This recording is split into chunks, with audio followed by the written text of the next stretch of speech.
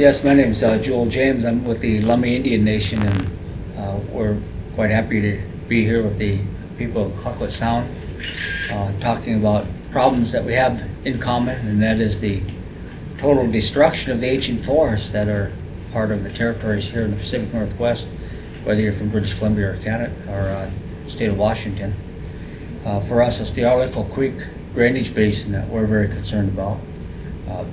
We have, as you know, we're a fishing community, but we're also people of the Cedar, and our people are really dependent for ceremonial cultural practices associated with the conditions of the ancient forests, as well as the wildlife and the vegetation. And most of the ancient forests that's in private ownership has been totally destroyed.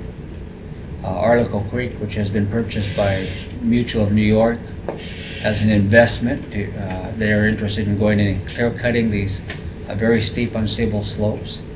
And if they're allowed to proceed with these planned cuts, it's going to totally destroy both Arlecho Creek as well as the last portions of ancient forests that's in private ownership. And so we're quite concerned, and that's part of the mutual voice we have here with the Clearcutting Sound people. That is that neither government nor society in general is really paying attention to what's going on. Clear cutting is a very destructive and outdated forest practice. I know for ourselves we're quite concerned because we haven't been provided access to Arlecho Creek before. Because of this private property, we've been threatened with trespasses.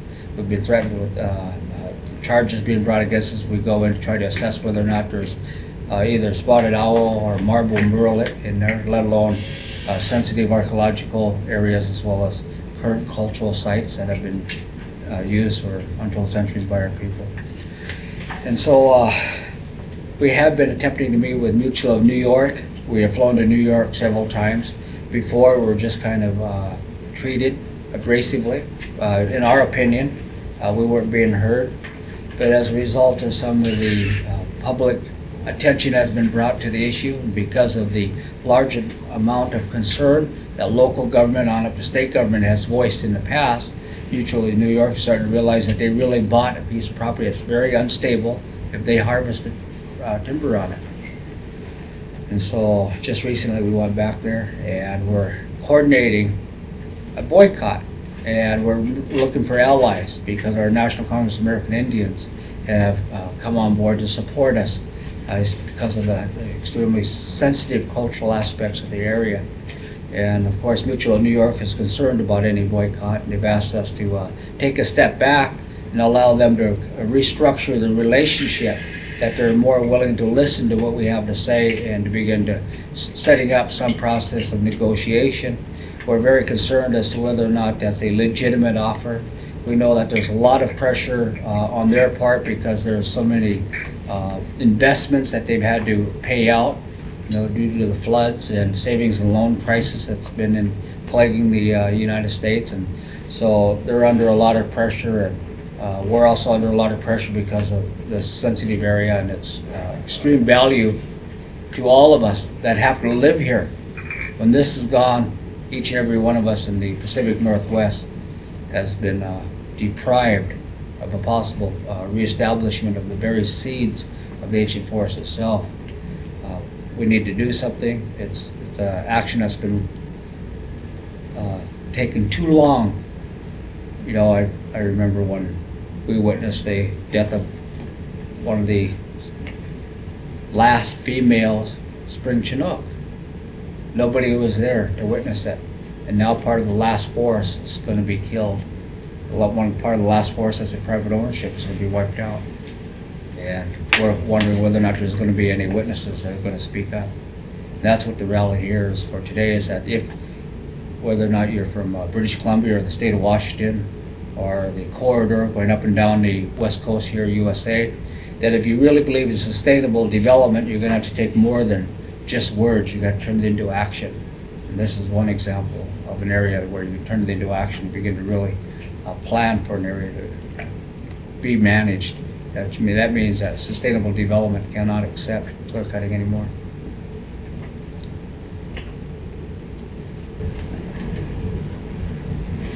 Yeah, my name is Francis Frank. I'm the the elected chief of the Tla-o-qui-aht First Nations, who are situated in Tla-o-qui-aht Sound, which is on the west coast of Vancouver Island. First of all, we're very appreciative to Jewell and these people for having us here on their territory. We were more pleased to accept the invitation to participate in a rally that focuses in on a lot of commonalities we do have in terms of how First Nations are being addressed, in whether it's land or resource use management. We have a lot of common issues or common concerns of how First Nations are being dealt with, whether it be in British Columbia or whether it's here in Washington State. It's no different in British Columbia. In Tla-o-qui-aht Sound, we've got multinational corporations like McIndoe who has major holdings in Tla-o-qui-aht Sound, who certainly rationalized that clearcutting is the only economical way for them to harvest the resources and remove the resources. And again, similar to the Lummi Nation, we are of a cedar culture. Our people depend and thrive off of the use of the cedar forest. And as well, our economy is driven by the sea resources. We're seafaring people. So there are a lot of commonalities we do have with the Lummi Nation, and certainly when there are injustices that are brought upon First Nations, there is no such thing as international boundaries, and that's why we came here, to bring that message out that sometimes governments want you to believe there are boundaries. That, Americans, that's your business. You mind your own business. And they did. They said so with Bobby Kennedy when he came. That it was none of his business what happened. But when there are injustices brought on, whether it's First Nations or whether it's Japanese Canadians or whatever, Black Americans, when injustices are being brought down, there should be no boundaries. I should have a right and equal say to voice my opinion. And I think that the societies today dictate that attitude. Otherwise, we wouldn't be sanctioning South Africa as we do with respect to apartheid as it's carried out in South Africa. The United States is a major player in that, as is Canada. We all feel we have, it's our prerogative to express our discontent with how the black people in South Africa are being treated inequitably. And yet in our own backyards it's happening. In the Lummi Nation it's happening. Their views, their perspective with respect to Arlecho Creek are not being given the full attention that it should be. And we're bringing a message down here that in British Columbia we're not being given full consideration as well. So we need to knock down these barriers that we seem to put up, these imaginary boundaries, and unite and work together, because it's the only way we can achieve and work towards the same end. We have a common problem in that both the United States and Canada participated in helping mold Agenda 21 called at the Earth Summit. In fact, Maurice Strong from Canada was a very prime mover. He was the chairman of that effort. And both countries have really gone out internationally to claim that they're going to allow and help develop a way for Indigenous peoples to participate in the management of the environment and the forests around them. And so we've been looking at it, Chapter 26 and other portions of that, especially those areas that portions of Agenda 21 dealing with forestry. But it's all a joke, because Native Americans and Native Canadians, or the Indian people as we're called, really don't have a participating role in the establishment of the harvest management regimes that are being applied to these areas. And so part of the voice that we're demanding is that both the United States and Canada have to be held with their feet to the fire in regards to the promises they committed to the other nations around the world. Now, they claim that they're going to take the honorable path and commit to Agenda 21, and yet there's no movement to actually begin to implement it. It's okay for everybody else have to clean up their act, as long as it's on foreign soil. But when it comes home to Canada or the United States, and then they want to pay for an exemption. And that's the force about Agenda 21 today. So essentially, I think where we're going, I think that's a task we're calling on the American people is to challenge not only the United States, but also Canada. I think it's also a key player of going abroad and expressing how well they do treat their peoples, how well they treat the First Nations. But I think we're here to bring a message forward that it's not as rosy as they like to reflect on the general population. So there are a number of initiatives, of course, in Clearcutting Sound that we're about to embark on. Of course, I just spoke about.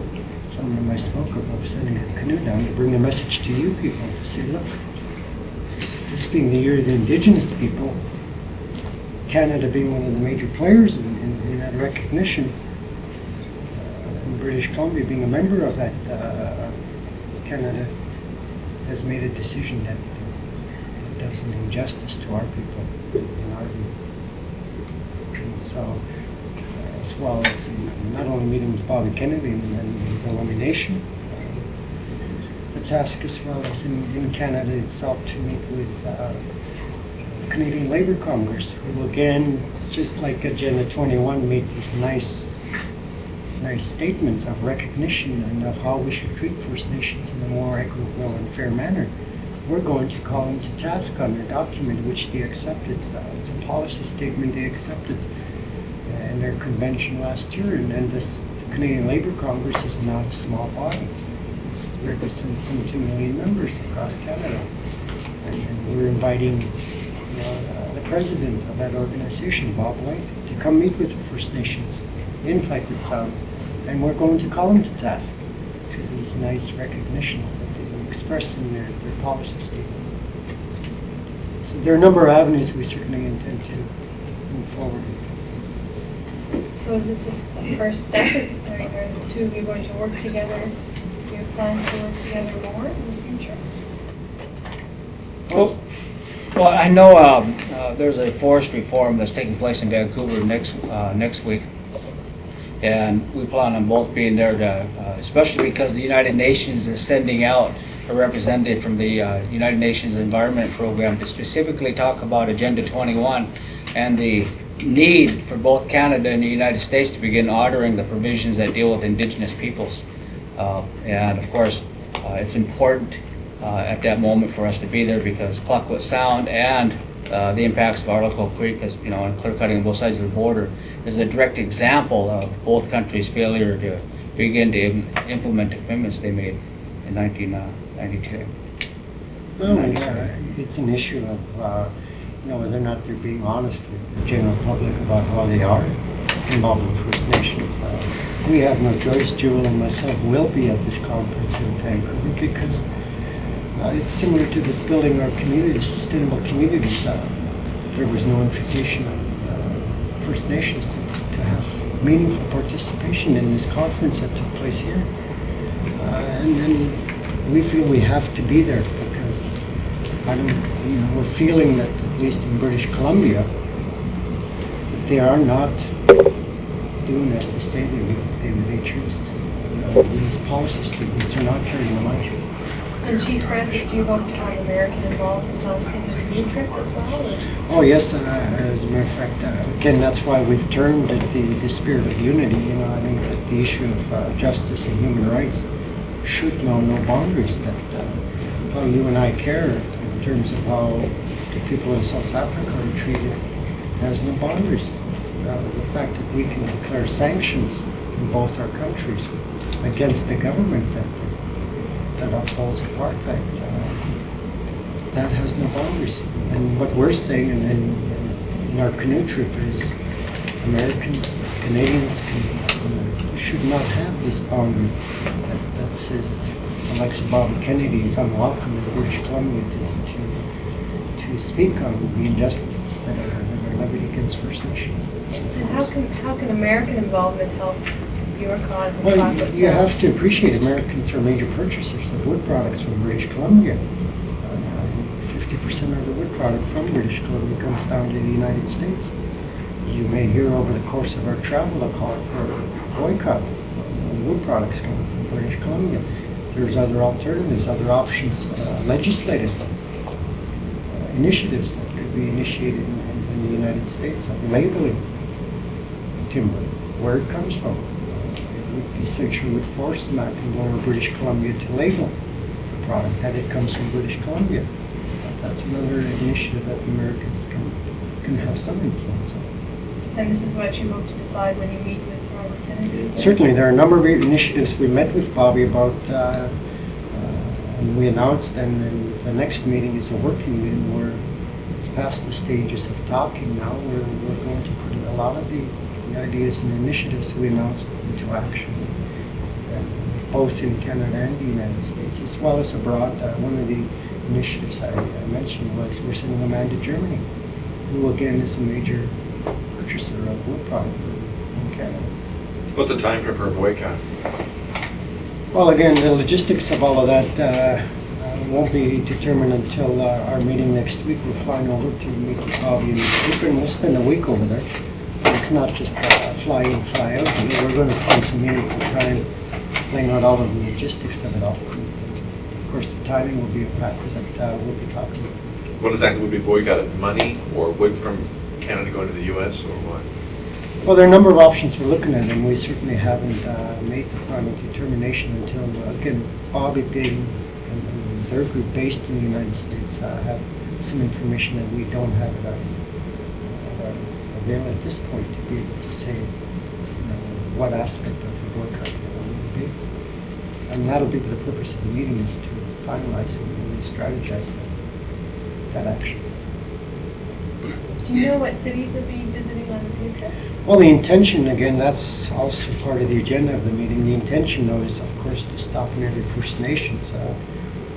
Protocol is you ask permission to go through and also permission to land.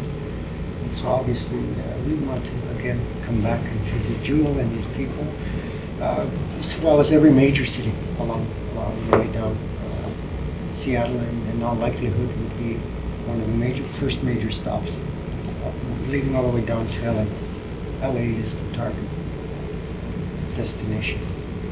So we'll hit every major city vote. It's planned, but we haven't worked out all the details. Press conferences. We'll do everything we can to participate. One thing that we have in common, of course, is that we're fishing communities, and the Lummi tribe is very much involved in areas of international negotiations on fishing rights, but we're also one of the key leaders in areas of the National Tribal Environmental Council, which is a new organization that works to help bring out the voice of Native Americans concerned about the impacts of the environment. And so we're fairly well connected, and we're very skilled at working with Congress, whether it's local on up to Washington, D.C. And so anything that we can do to help out, we're definitely going to be there, because whether it's clear cutting in British Columbia or clear cutting in the state of Washington, it's the same impact. It's a very destructive impact. In fact, we've also gone to the Washington State's government and asked them to change their motto from the Evergreen State to the Clear Cut State. I mean, that's what we got left. It's hitting home. Jewell, how did this collaboration get started? With Tla-o-qui-aht Sound, and well, we've been actually monitoring the impacts of forestry. We actually began to look towards the Thompson River area for allies in regards to movements against the clear cutting industry that's on both sides of the borders over the years. Save the Stein Valley, grew us up in that area. But one of the things about the people of Vancouver's Island is that the tribes and nations of Vancouver's Islands are close relatives to the tribes on this side. It's the border between the United States and Canada is extremely fictional when it comes to the Indian people. Where actually these are our relatives, and so our relatives, we tend to begin to look across the other way and see what's going on. But some of the people that are from the islands have a very large following of family members that are actually members of the Lummi Indian Nation. So it'd be like ignoring your brother and sister to not hear what they have to say. So the fictional border is really something that doesn't exist amongst the Indian nations. It never has. Our nations have intermarried for untold generations. And we, we've also got, we always still recognize the Macaw people as well. They're close family relatives. And many of our people still being part of the Neutrons. As Jewell has expressed, the collaboration became very easy and natural because we've got more ties than just forestry issues. There are a lot of family ties. And certainly, as Jewell has expressed, anything we can offer in British Columbia in terms of support and activity up there to the Lummi Nation in terms of Arlecho Creek, we're prepared to offer as much as we can as well. We've also worked out relationships with organizations in New York, in Manhattan itself, and of course we're quite aware of Bobby Kennedy reaching out to work with the people of Tla-o-qui-aht Sound, and we've had actually sent communications to him prior to his hitting the media up there in Tla-o-qui-aht Sound, because we wanted them to stop by and look at what's happening here in the state of Washington in regards to the ancient forest.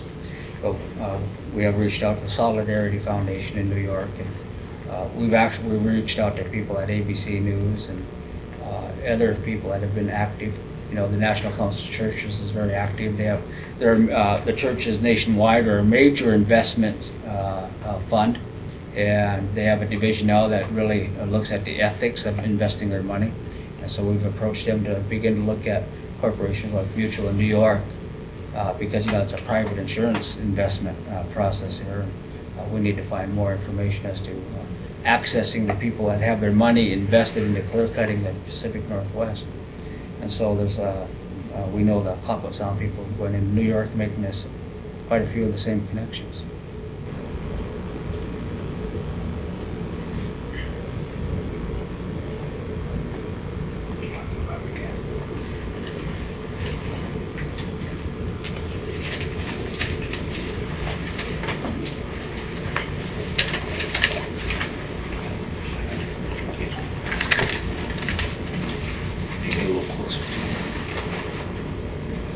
Tell me, Jewell, on this basic strategy, the canoe trip, what essentially are you trying to accomplish? Are you taking part actually in it, or is it just the clockwork?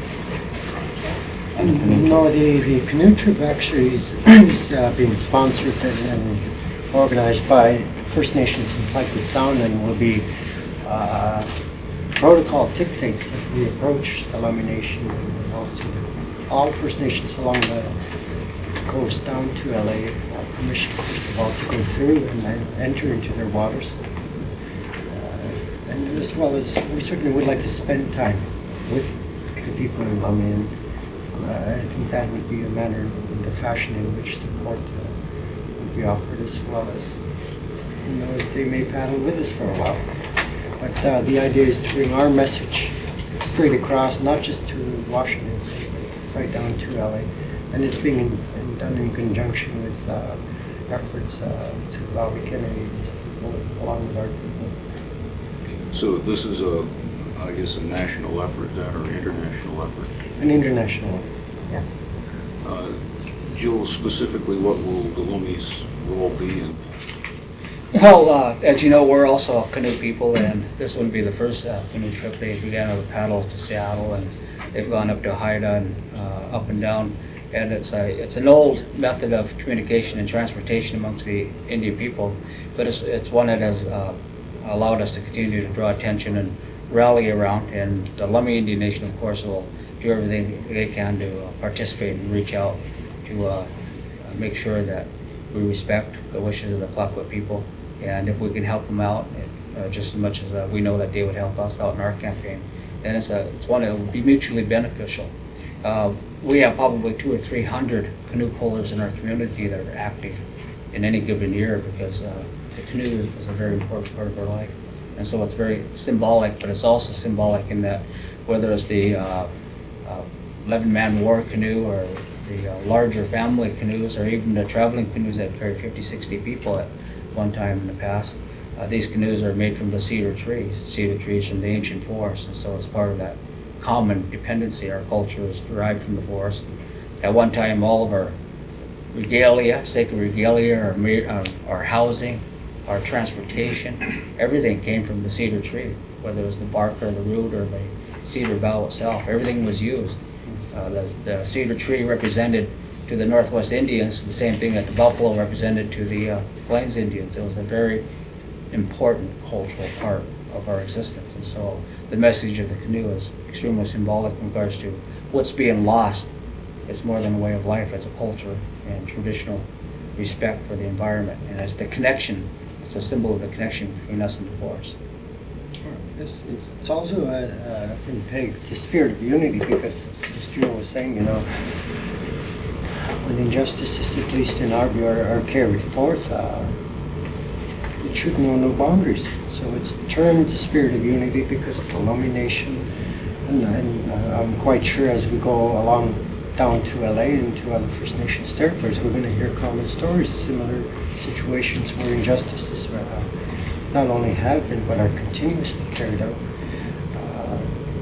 It's to unite First Nations and also the American citizens that when injustices are carried out, you should not put up any boundaries. I mean, they've tried to do that in British Columbia. That's, you know, they've tried to make much ado of Bobby being an American, and that he has no right to come in and place judgment on DC for how they treat First Nations.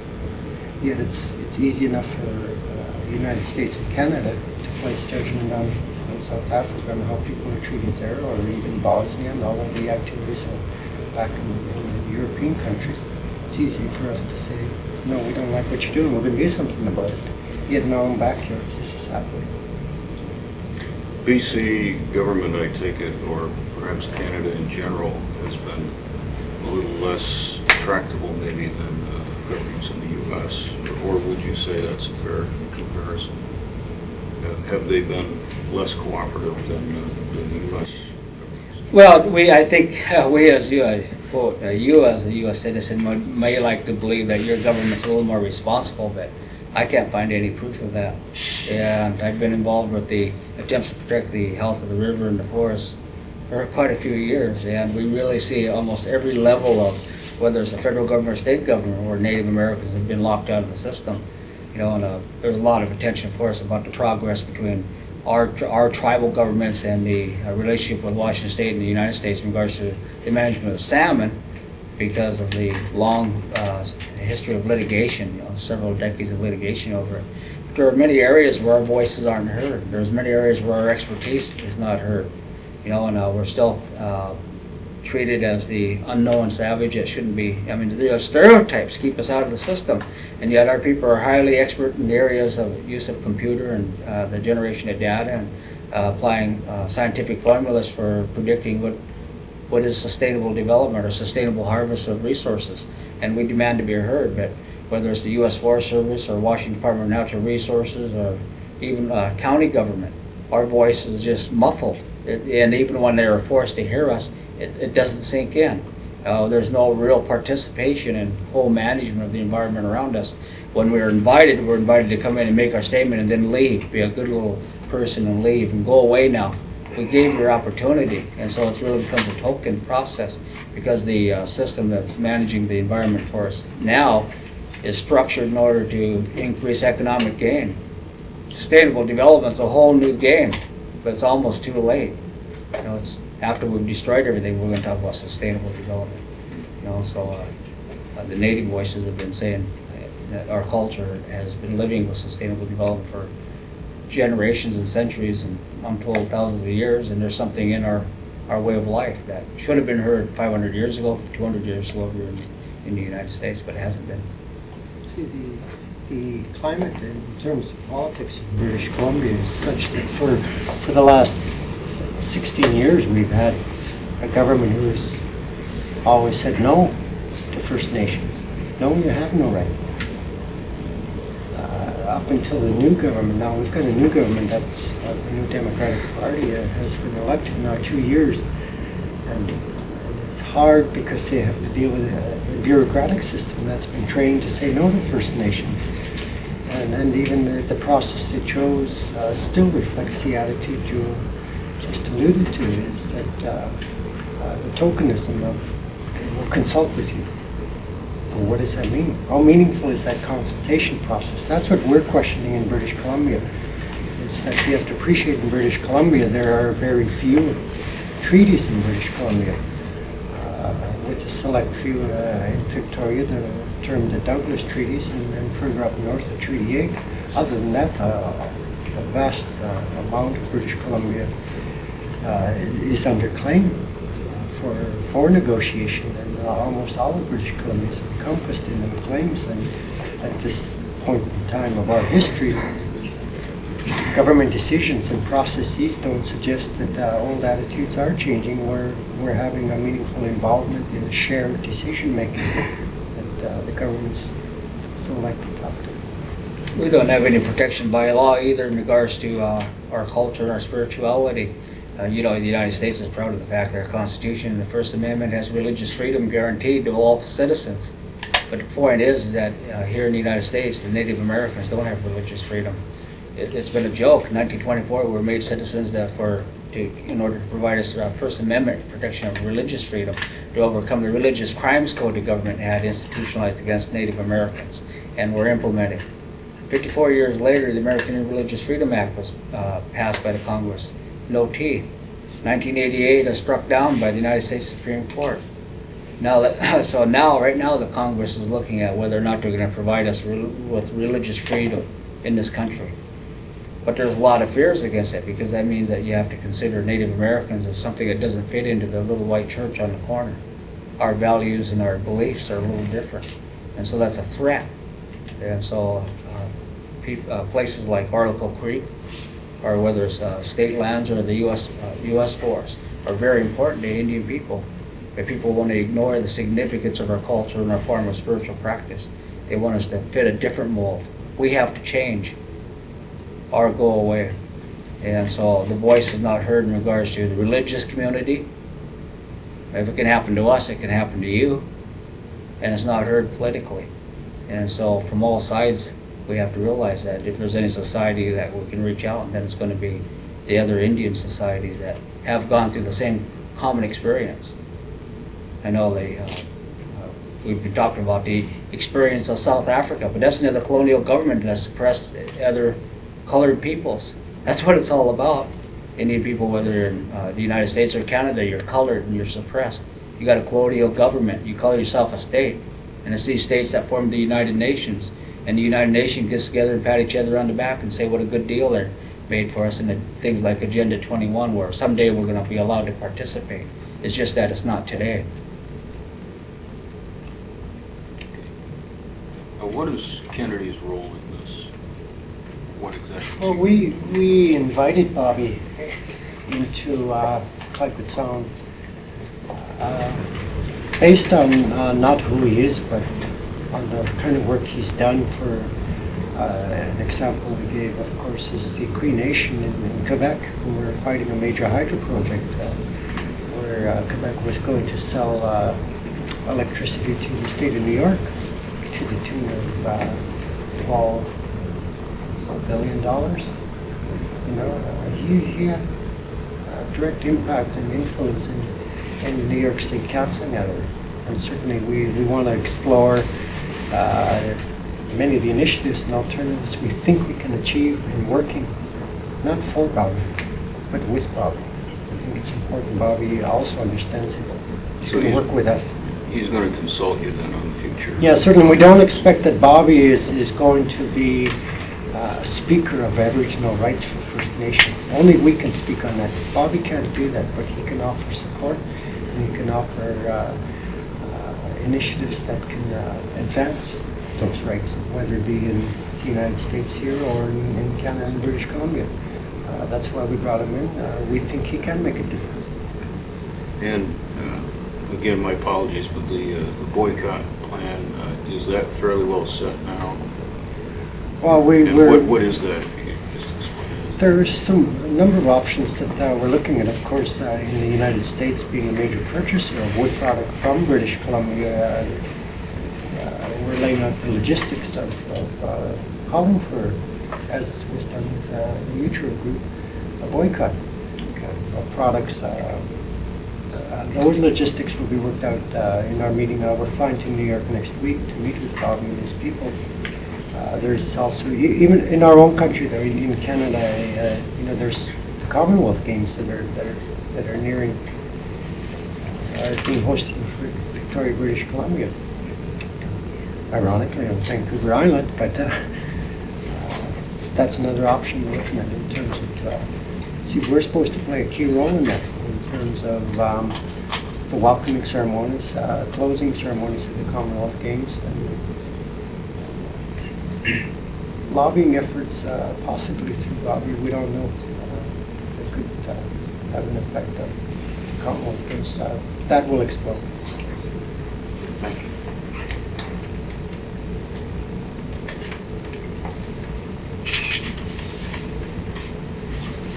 The only one waiting for the girl to take his picture, huh? I think, if Joan takes more pictures, I think we're done. Thank you.